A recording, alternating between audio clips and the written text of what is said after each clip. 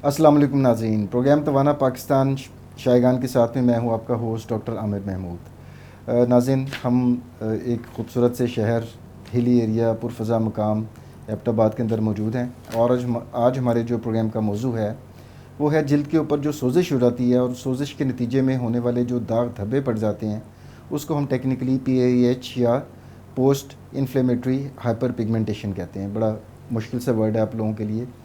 बहरहाल इसको आसान करने के लिए ही हमने एक्सपर्ट को दावत दी है अपने प्रोग्राम में।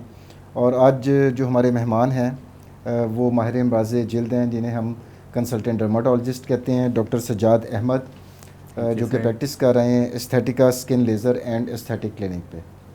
डॉक्टर साहब, welcome to the show. Thank you sir. तो जिससे मैंने प्रोग्राम का एक तारुफ में बताया कि जनाब स्किन की जो है वो सोजिश होती है और उसके नतीजे में हाइपर पिगमेंटेशन या दाग धब्बे पड़ जाते हैं। जी सर। तो मुझे बताइएगा कि ये बल्कि नाजरीन को बताइएगा कि ये हमारे स्किन के ऊपर मैनिफेस्टेशन इसकी किस तरह से हो रही होती है PIH की। सर जैसे कि आपने पहले ही जो है ना वो सवाल में ही आधा जवाब दे दिया। Post inflammatory hyper pigmentation basically देखें, इसका जवाब जो है ना सवाल में ही है। कोई भी इन्फ्लेमेशन होती है, कोई इन्फेक्शन होता है, कोई ट्रॉमा होता है, उसके बाद जो दाग रह जाता है उसको हम पोस्ट इन्फ्लेमेटरी हाइपर पिगमेंटेशन कहते हैं। वो ज़्यादातर जो है ना ब्लैक या ब्राउन कलर का होता है, ठीक है। और वो एक पिन पॉइंट से लेके एक 1 सेंटीमीटर तक, बल्कि उससे भी ज़्यादा हो सकता है। बिल्कुल सर। तो ये पोस्ट इन्फ्लेमेटरी हाइपर पिगमेंटेशन है। अच्छा, और ये डॉक्टर साहब जिस्म के कौन कौन से, देखें स्किन तो हमारी यहाँ से सर से शुरू हो रही है और पाँव तक एक स्किन का खौल है, एक प्रोटेक्टिव कवरिंग है। तो ये PIH जो है वो ज़्यादातर स्किन के हमारे कौन कौन से हिस्सों को मुतासिर कर रहा होता है? सर ये किसी भी हिस्से को मुतासिर कर सकता है, लाजमी नहीं है। जहाँ पे भी आप तो ज़रूरी नहीं कि चेहरे के ऊपर ही हो। नहीं, बिल्कुल भी नहीं सर। चेहरा तो एक पार्ट है ना बॉडी का। किसी भी जगह आपको आर्म पे हो सकता है, लेग पे हो सकता है, फुट पे हो सकता है, हैंड पे हो सकता है। जहाँ पे भी आपको इन्फेक्शन हो या इन्फ्लेमेशन हो, उसके बाद जो भी पिगमेंटेशन, जो भी रंग आता है वो फ्लैट कलर का हो, तो उसको हम पोस्ट इन्फ्लेमेटरी हाइपर पिगमेंटेशन कहते हैं। लेकिन ज़्यादातर लोगों के लिए जो पॉइंट ऑफ कंसर्न या तशवीश का बायस होता होगा वो आम तौर पर चेहरा, गर्दन या देखें सर वो तो वो हिस्से जो नज़र आ रहे होते हैं। बिल्कुल सर। वो अब बैक के ऊपर किसी के हो गया तो हो सकता है उसको बेचारे को पता ही ना चले। ज़्यादातर लोग वो उसको ट्रीट क्यों करते हैं? कॉस्मेटिक रीज़न के लिए। एग्जैक्टली, ठीक है। तो वो कॉस्मेटिक रीज़न के लिए अगर फेस पे हो या फिर आपके हैंड्स पे हो, जो एक्सपोज्ड एरियाज़ हैं बॉडीज़ के, उस पे हो, तो वो ज़्यादातर लोग ट्रीट करते हैं उसको। एग्जैक्टली। अच्छा डॉक्टर साहब, हमारे जो स्किन टाइप्स हैं, मतलब गोरों की स्किन टाइप अलग तरह की होती हैं, अफ्रीकन्स की अलग हैं। हम यहाँ पर पाकिस्तान में बरसगीर में सब कॉन्टिनेंट में स्किन टाइप कौन सी होती है और ये कितना कॉमन डिसऑर्डर है? सर अब देखें, ये तो एरियाज़ के ऊपर डिपेंड करता है। अब पाकिस्तान में भी अगर आप देखें तो पंजाब के जो लोग हैं वो ज़्यादातर जो है ना डार्कर स्किन टोन है उनकी, तो उसको हम टाइप 5 कहते हैं। या टाइप 4 वाले स्किन में भी है जो, मतलब अब अगर हमारे एरिया की आप बात करें, जिस तरह एबटाबाद हो गया या ऊपर आप नथिया गली वगैरह जाएँ या तो फेयर स्किन के लोग हैं, तो फेयर स्किन के लोग हैं। तो हर तरह के लोग पाकिस्तान में मतलब पाए जाते हैं। लेकिन मोस्टली जो है ना टाइप 3, टाइप 4, टाइप 5, 4 और 5 ज़्यादा कॉमन है, 3 कम है। पठानों में जो है ना, जब आप स्वात की तरफ जाते हैं तो उधर टाइप 3 के लोग आपको मिलेंगे। ओके जी सर। अच्छा डॉक्टर साहब, इसमें किन किन लोगों में पोस्ट इन्फ्लेमेटरी हाइपर पिगमेंटेशन होने का जो रिस्क है वो ज़्यादा होता है? वो जिन लोगों की डार्कर स्किन टोन हो। चलें, ये तो हो गया। उसके अलावा और कोई फैक्टर्स हैं? और सर अगर कोई ज़्यादा सन एक्सपोज, मतलब कोई जिसकी जॉब ऐसी हो, कोई ऐसा बंदा हो जिनका जो है ना सन में, मतलब सिविल इंजीनियर है जिसको जो एक पुल कंस्ट्रक्ट और वो जो है ना सन एक्सपोजर को वो उसकी केयर नहीं कर रहा है, प्रॉपर सन ब्लॉक नहीं लगा रहा है, या कोई उसको मतलब जो केयर करनी चाहिए नॉर्मली वो नहीं कर रहा है, ठीक है, तो उन लोगों को भी ज़्यादा वो हो सकता है। हमारे या फिर एनेस्थीसिया के जो डॉक्टर्स हैं उनका 98% टाइम जो है वो थिएटर के अंदर ही गुजर जाता है, उनका सन एक्सपोजर ना होने के बराबर है। लेकिन उसके मुकाबले में सिविल इंजीनियर जो है, जो पुल बना रहा है, उस बेचारे का हो सकता है सारा दिन ही धूप के अंदर गुजरता हो।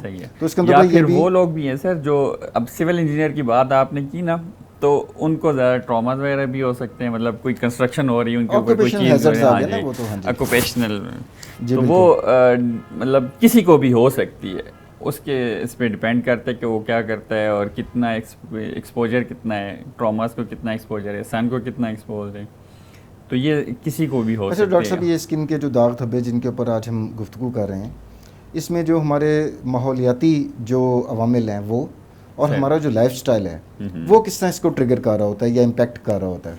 देखें सर, लाइफस्टाइल की बात फिर वही आ गई है।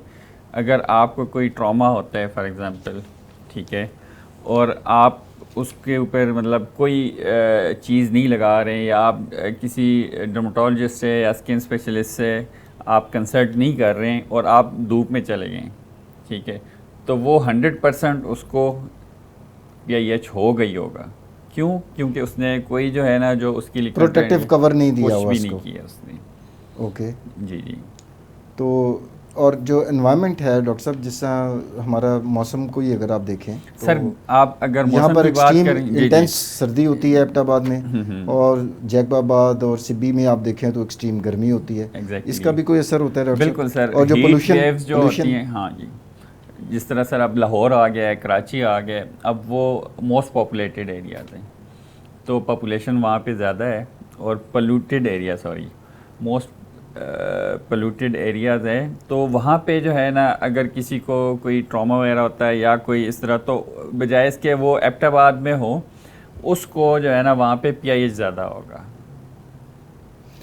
अच्छा डॉक्टर साहब, इसमें जो स्किन के ऊपर दाग धब्बे हैं उसमें ये इन्फ्लेमेशन की वजह से ही होता है या कोई और भी वजूहात हो सकती हैं? सर कि और भी हमारी हो स्किन, सकती हैं, वो कौन कौन सी मतलब वजूहात हो सकती हैं? देखें, अब जिस तरह मिलाजमा हो गया, ठीक है, वो हार्मोनल या फिर सन एक्सपोज जो चीज़ें होती हैं उनको, उसमें ये होता है कि आप अगर कोई पेशेंट आपके पास आया, उसने हिस्ट्री दी आपको कि जी ट्रॉमा हो गया या मुझे उसके बाद ये चीज़ हुई है, ठीक है, तो चलें आप उसको PIH कंक्लूड कर लेंगे। लेकिन अगर आपके पास कोई पेशेंट आया, उसने कोई हिस्ट्री आपको नहीं दी, ठीक है, तो वो हार्मोनल चेंजेस की वजह से हो सकता है, या फिर सीवियर स्ट्रेस की वजह से हो सकता है, या फिर आपकी जो है ना सन एक्सपोज विदाउट एनी ट्रॉमा, तो उसको हम मतलब मिलाजमा कहते हैं।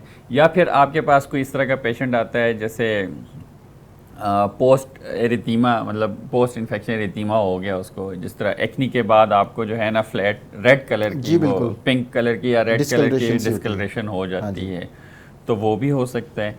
फिर उसके बाद अक्सर लोग आते हैं जी कि आपके जो है ना पोस्ट एक्नी स्कार्स हैं, लेकिन वो फ्लैट नहीं होंगे, वो उसमें उभरे हुए खड्डे होंगे। पड़े होंगे, जी जी, या खड्डे होंगे या खड्डे उभरे होंगे, या फिर उभरे हुए होंगे। उभरे हुए, तो वो एक्नी होती है ना, पोस्ट एक्नी ओके, स्कार्स की वो मैं जो बात कर रहा हूँ। cavities सी बन जी जाती जी, हैं। कैविटीज जो बन और जाती हैं, वो उसमें भी डिफरेंट धब्बे टाइप से मतलब गड़े से जी बन जी जाती जी, हैं, आइस अनइवन पिक हो जाती है स्कार्स हैं, स्किन। बॉक्स स्कार्स हैं, पॉक्स स्कार्स हैं, तो ये हर किस्म के मतलब इसमें। अच्छा, आपके पास डॉक्टर साहब एक पेशेंट क्लिनिक में आता है तो आप उसको डायग्नोस फिर किस तरह करते हैं? आया एग्जामिनेशन से डायग्नोसिस बन बिल्कुल जाता जी, है? वो तो नेकेड या आई से आप देख लेते हैं, अगर आपको उस पर कोई कंफर्म नहीं, डर्मोस्कोपी कर सकते हैं आप, ठीक है। अब तो अल्हम्दुलिल्लाह हमारा मतलब इतना एक्सपीरियंस हो गया कि पेशेंट अंदर एंटर होते ही हम डायग्नोज कर ये लेते हैं एग्जैक्ट उसको। मैं यही बात करने लगा था कि एक एक्सपीरियंस्ड या अच्छा जी डर्माटोलॉजिस्ट जो सर। है वो तो उसी वक्त ही पेशेंट का डायग्नोसिस बना चुका होता है बिल्कुल सर, वो जब बैठता patient है तो आ हमें रहा होता है। मोस्टली मतलब आप देखें कोई अगर डर्मा की बात करें आप ना, तो OPD में जब आप बैठे होते हैं और आपके पास पेशेंट अंदर आता है, तो आप समझें कि 50-60% आप उसको नुस्खा भी लिख diagnose चुके हैं। हैं। नहीं, नुस्खा तो बाद में लिखते हैं, लेकिन ये कंफर्म होने के बाद। अच्छा, अब डॉक्टर साहब इसके ट्रीटमेंट की तरफ आते हैं, जो लोगों के लिए ज़्यादा कंसर्न का बायस होगा या इंटरेस्ट का बायस होगा कि दाग धब्बे तो पड़ गए, चलें जिस भी वजह से पड़े, स्किन की सोजिश हुई, दाग धब्बे पड़ गए, बिल्कुल सर। इलाज के लिए क्या क्या इलाज के लिए सर डिफरेंट क्रीमें चीज़ें हैं देखिए, लगाने हम की या स्टार्ट खाने करते वाली? हैं टॉपिकल क्रीम से। टॉपिकल में हमारे पास हाइड्रोक्विनोन है, ठीक है, हाइड्रोक्विन, उसको जो है ना ये आप, लाइटनिंग एजेंट है, जी skin lightening lightening agent agent है, ओके। जो कि पाकिस्तान में अभी क्या बल्कि पूरी दुनिया में अब आहिस्ता आहिस्ता बैन हो रही है उसकी पीलिंग, मतलब उसकी कुछ साइड इफ़ेक्ट्स की वजह से। अब वो उसकी तरफ अगर हम जाएँ तो काफ़ी लंबी हो जाएगी बात। इसके अलावा हमारे पास मतलब डीपिगमेंट्री जो एजेंट्स है, जिस तरह कोजिक एसिड हो गया, विटामिन C हो गया, ठीक है, आर्बिट्रीन हो गया, ये काफ़ी सारी चीज़ें हैं जिसकी वजह से हम उसको, अगर उससे ना हो तो फिर हम नेक्स्ट लेज़र की तरफ जाते हैं, या फिर आजकल लेटेस्ट टेक्निक्स आई हुई है, मेसोथेरेपी होगी, उसमें हम ट्रांसएमिक एसिड, ग्लूटाथियोन, विटामिन सी, ये सारी चीज़ें कॉकटेल बना के उसको इंट्रालीजनली इंजेक्ट करते हैं, वो मेलानिन की प्रोडक्शन को कम कर देता है।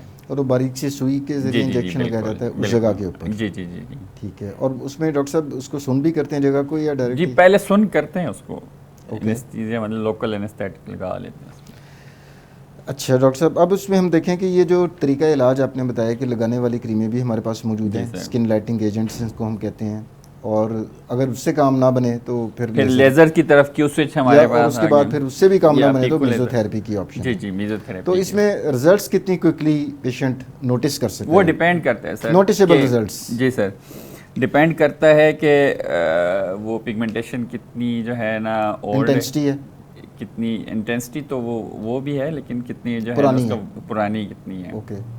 फिर उसके जो है ना कितना सुपरफिशियल है, मीडियम है, डीप है, उसके हिसाब से वो आपको जो है ना, अगर सुपरफिशियल हो तो हम उस पर केमिकल पील भी कर देते हैं, उससे भी पील ऑफ हो जाती है, तो उससे जल्दी ठीक हो जाता है। अगर डीप हो तो उसकी फिर जो है ना वो ब्लैक कलर का होगा और वो ज़रा टाइम लेते हैं फिर।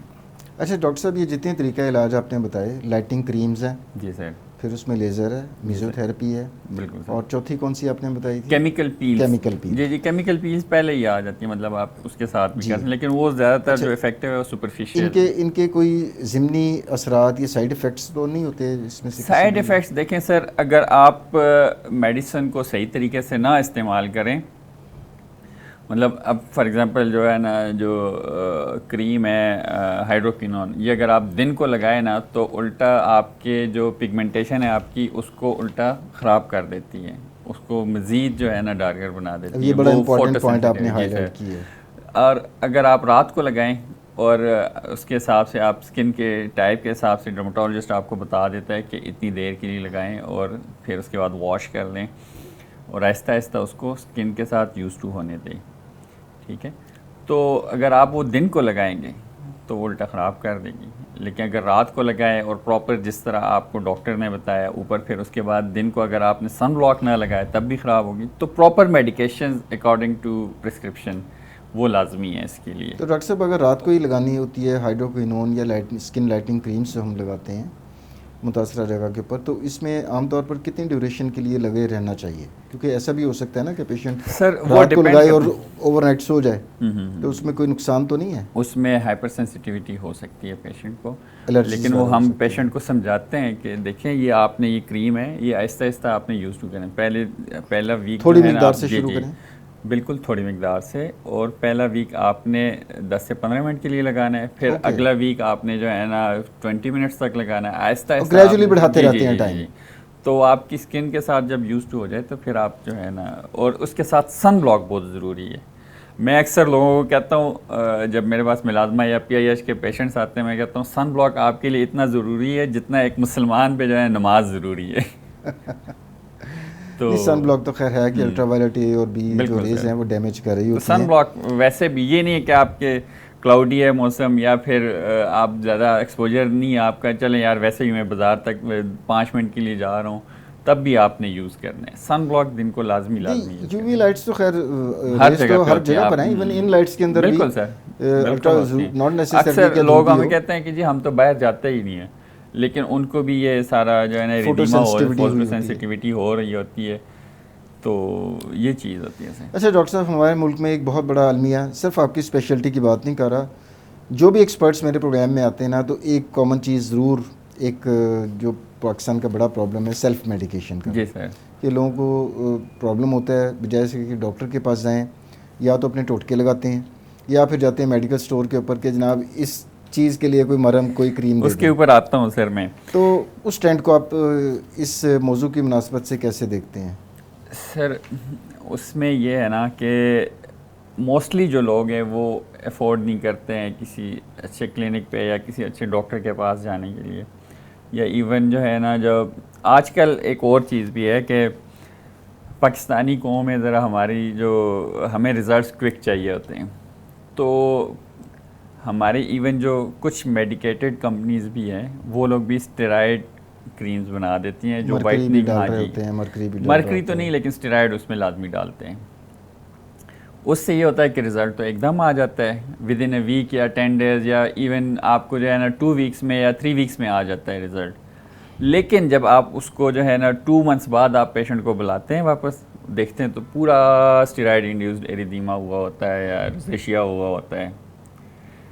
तो मैं लोगों से ये कहूँगा कि जिस चीज़ का रिज़ल्ट आपको जल्दी आए, ठीक है, वो तो वो नुकसानदेह कभी चीज़ है। कभी भी जो है ना वो ना यूज़ करें। थोड़ा सा तहम्मुल, सब्र से काम लें। जो नॉन स्टेरॉयडल क्रीम्स हैं उसका एटलीस्ट आपको 2 to 3 मंथ्स चाहिए होते हैं। बड़े सब्र वाली बात है, सब्र और वाली हमारी बात जो है। कौम है वो तो क्विक और फिक्स के चक्कर में पिगमेंटेशन होती है। कभी भी जो है ना ख़त्म नहीं होती है। इसकी मिसाल जो है ना वो शुगर की तरह है। You have to अगर live खुदा with न it. खास्ता किसी को डायबिटीज़ हो जाए लाइफ लॉन्ग है, लाइफ लॉन्ग, तो सारी आपने जिंदगी। उसको एक दफ़ा कंट्रोल किया है, उसको मेंटेन रखना है। इसी तरह इसका भी यही हाल है कि अगर इसको जो है ना जिल्द का शुगर कहते हैं हमारे आम अल्फाज में या सादा अल्फाज में जो है ना, तो डायबिटीज़ ऑफ स्किन भी कहते हैं कि, तो इसमें ये है ना कि एक दफ़ा आपने ट्रीट कर लिया है, ठीक हो गया है, फिर उसके बाद आपने रात को विटामिन सी की क्रीम और सुबह सन ब्लॉक, ये लाइफ लॉन्ग आपने लगानी है। विटामिन सी फिर भी अगर आप जो है ना हफ्ते में 1-2 दफ़ा भी लगाएं तो ठीक है, लेकिन सन ब्लॉक जो है दिन में 2 से 3 दफ़ा लाजमी लगाएं। वो यानी कि लाजमी जी लगा। जी, सन ब्लॉक के बगैर आपने नहीं जाना है। अच्छा डॉक्टर साहब, इसमें लोगों के जहन में कोई मिथ्स हों, कोई गलत फहमियाँ हों जो आप इस में एड्रेस करना चाहें, दाग धब्बे जो स्किन के ऊपर पड़ जाते हैं? मिथ तो ये सर, ये जो आजकल हर दूसरा बंदा डॉक्टर बना हुआ है, डर्मेटोलॉजिस्ट बना हुआ है, ठीक है, तो वो अपनी अपनी क्रीम्स बनाते हैं। अक्सर लोग, आपने टिकटॉक या सोशल मीडिया पे आपने देखा होगा, जी जी, बहुत वो गलत, सारा स्टेरॉइड है, खतरनाक trend है। खतरनाक जी। स्पेशली गोल्डन पर्ल आप देख लें, मैं नाम तो नहीं लेना चाहिए था लेकिन चले अब बात जी, आ ये गई, सब या की इस तरह और whitening बाकी whitening creams फाइजा जो हैं, ब्यूटी क्रीम्स, जितनी भी क्रीम्स हैं उसमें मरकरी और स्टेरॉइड के इसी तरह उन्होंने डाले होते हैं।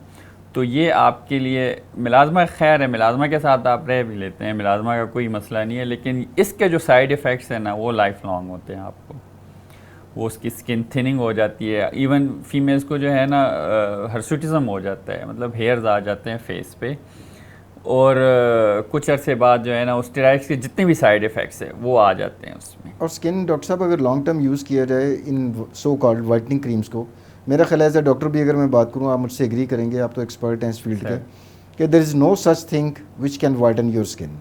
आप नॉर्मल जो अल्लाह ताला ने आपको स्किन की टोन आपको दी हुई है, आप उसको रिस्टोर कर सकते हैं। लाइटनिंग कर सकते हैं, वाइटनिंग कोई चीज़ Exactly. लाइटनिंग कर सकते हैं, हाँ जिस जी। तरह विटामिन सी हो गया है, जिस तरह ग्लूटाथायोन हो गया है, उससे आपकी स्किन लाइट हो जाती है, ठीक है, लेकिन आपकी स्किन टोन नहीं आप चेंज कर सकते। आप अब आप कहें कि जी मैं टाइप 5 हूँ, मैं टाइप 1 पे जाना चाहता हूँ। एग्जैक्टली।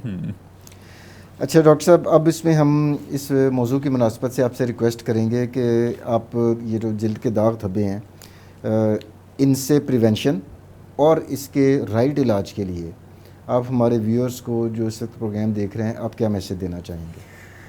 खुदा न खास्ता आपको इस तरह का कोई मसला होता है, ट्रॉमा हो जाता है, या फिर आपको जो है ना कोई भी इशू होता है उसकी स्किन का, तो फ़ौरन एक सर्टिफाइड डर्मेटोलॉजिस्ट या स्किन स्पेशलिस्ट के पास जाएं आप, बजाय इसके कि आप किसी हकीम के पास जाएं, किसी होम्योपैथिक वाले के पास जाएं या किसी क्वैक्स के पास जाएं, ठीक है, तो वो आपका मज़ीद ख़राब करेंगे। तो वक्त पे जो इलाज हो जाएगा ना, वो काफ़ी सारी चीज़ों का आगे आपके जो है ना और प्रिवेंट कर देंगी। लेकिन अगर आप शुरू में ही उसको स्टेरॉइड्स वाली और ये सारी चीज़ें लगाएंगे तो वक्ती तो वो ठीक हो जाएगा, लेकिन आप देखेंगे कि महीने के बाद आपका उसका क्या हाल होगा। और जैसे आपने फरमाया कि स्किन थिन होना शुरू हो जाती है, Exactly. तो उसमें तो फिर खून की शरेयानें भी नज़र आती हैं। एग्जैक्टली, उसको टेलेंजेक्टेजियाज कहते हैं, वो सारी चीज़ें इसमें वो होती है, सारी इसका एक साइड इफ़ेक्ट है, और complications हो उसमें कोई शक नहीं, वो बहुत जल्दी आ जाते हैं उसमें। जी नाज़रीन, अभी हमने डॉक्टर सज्जाद अहमद की बड़ी मुफीद गुफ्तगू सुनी, और आई एम श्योर कि आपको इसके बाद काफ़ी एक बेहतर इंसाइट मिली होगी कि अगर जिल्द के ऊपर दाग धब्बे पड़ जाएं तो डूज़ एंड डोंट्स क्या हैं, कौन कौन सी चीज़ें हैं जो करने वाली हैं, जिसमें डॉक्टर साहब ने कहा कि सन ब्लॉक का इस्तेमाल लाजमी करें, और कौन कौन सी चीज़ें नहीं करने वाली हैं कि ख़ुद से कोई दवाइयाँ इस्तेमाल करने की कोशिश ना करें, मेडिकल स्टोर के ऊपर ना जाएं और ख़ुद से ही कोई स्टीरॉयड की क्रीम्स या दूसरी जो so called skin whitening creams हैं, उनके इस्तेमाल से आप परहेज़ करें। आखिर में मैं शुक्रिया अदा करना चाहूँगा डॉक्टर सजाद अहमद का, जिन्होंने अपनी मसरूफियत के बावजूद इस प्रोग्राम के लिए वक्त निकाला, और उम्मीद करता हूँ कि आपको ये एपिसोड भी तवाना पाकिस्तान की पसंद आई होगी। अगले प्रोग्राम तक के लिए डॉक्टर आमिर को इजाज़त दीजिए। अल्लाह हाफ़िज़।